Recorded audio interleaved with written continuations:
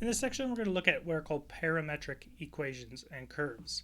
So a parametric equation is one that's defined by a parameter or parameters. Its coordinates are defined by those parameters.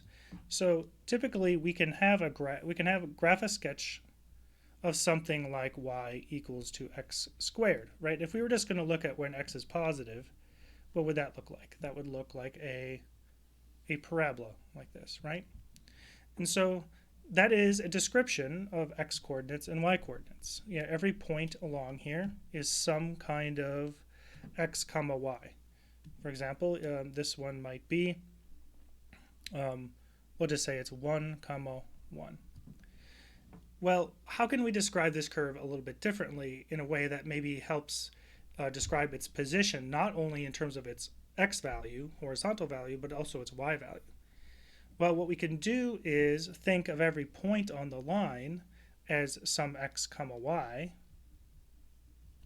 But if we parameterize the curve, there's some other axis around here called t, okay, and when t changes, the point changes. So typically, if you're given a function of x like we are here, you can make x just be t. And then what is y? Well, y is x squared, but x is t, so it's t squared. So t comma t squared. Now what have we done is for every value of t, as we move along this axis, this separate parameter axis, so this is the parameter, then the coordinates change. And we can think about the position then along this curve described by a parameter t.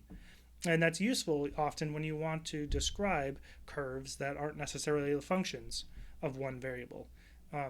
They can loop back and forth and they can spin around, and so it's a very useful way to describe curves. So that's what parametric equations are. Now the parametric equations that are associated with this are, in this case, x equal to t and y equal to t squared. And so when you can always describe, when you have the parametric equations, we should be able to go back and forth between the x and y equation and then the parametric equations, and the xy equations, as long as the graph is a function, x is a function of y or y is a function of x. Otherwise, you can't always express x as a function of y or y as a function of x. So let's see an example here. So let's plot a parametric function. Now, with this one, we could start thinking about doing it by hand. Whenever you're going to plot something when you first start, you're always using, connect the dots sort of a technique, right? If you have t in 0 to pi, we could think of t ranging from 0 to pi. We could just start with 0, let's say pi over 4, pi over 2, 3 pi over 4, and pi. Okay, so then what is x? Well, x is equal to the cosine squared t. And so we have to take the cosine of 0, which is 1. 1 squared is 1. And then what is y? Y equals to the cosine t plus 1. So the cosine of 0 plus 1 is, then we have 2. So our first point on our plot is 1 comma 2. So if we were to plot this, here's 1, 1, 2. So there we are, 1 comma 2. That's the point that corresponds to when t is equal to 0. How about when t was pi over 4? Well, cosine squared is, cosine of pi over 4 is root 2 over 2. Squared it, we get 1/2. So we get 1/2 here. And then over here we get square root of 2 plus 2 over 1. Or square root of 2 over 2 plus 1. And if we were to plot that, we would get a point right about here. And then pi over 2, when t is pi over 2, we get cosine of 0. And here we get a cosine of 0 is 1. So now we're over here. And just to fill it in, we would get the next plot here, the next plot here. And if we just connected the dots and found more t values, what we'd see is kind of this parabola like this. And so how could we figure out what that is if we wanted just an equation of x and y? Well, here we could take x equals to cosine squared t, and y equals to cosine t plus 1. We could solve for cosine t here. Y minus 1 is equal to cosine t. And then plug that in to this other equation. So x is equal to y minus 1 squared. And we can see that that is a conic. It's a parabola facing to the right. Now, we know from the parametric equations that it doesn't go forever, right? It only goes from x is 1 to x is 0 and y is 0 to y is 2. We don't know that from this equation by itself. But we have to keep track of the information that we were given in the parametric equations. Okay, so that's how you can take the parametric equations, graph it, and then write it as a equation with just x and y's. Now, I do want to show how you can use technology to do this.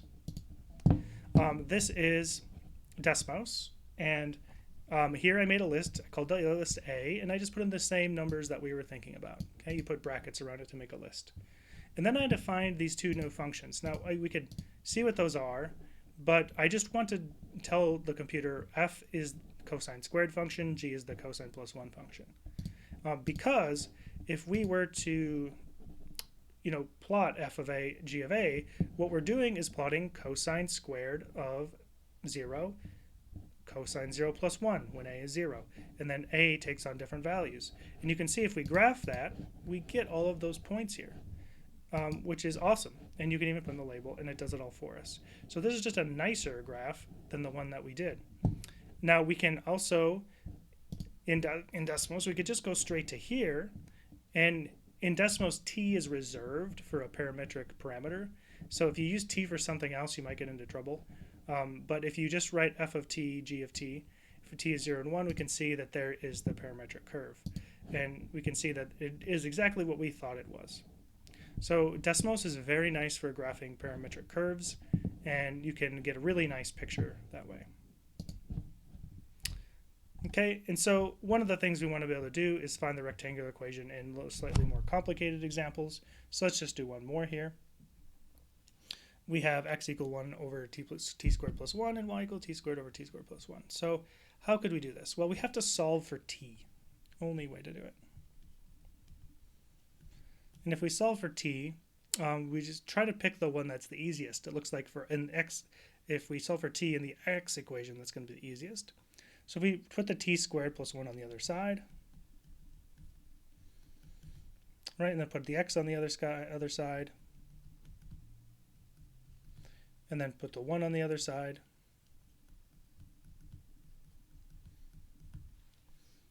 Then when we take a square root, we get, well, let's just solve for t squared. T squared is 1 over x minus 1.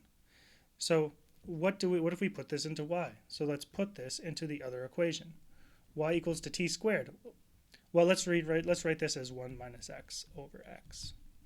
Okay, so that's t squared, which is 1 minus x over x, all over 1 minus x over x squared plus 1. Now, we have to simplify that, but that essentially is just an equation involving x's and y's. And if we get a common denominator here, we can get x squareds. So on the top here, we get x minus x squared. On the bottom, we get a 1 minus x, let's say 1 minus x quantity squared plus x squared. Okay, and we can simplify that even further. It looks like we get, if we factor the top, we get x 1 minus x. On the bottom, we get 1 minus 2x plus x squared equals to x 1 minus x all over 1 minus 2x plus 2x squared.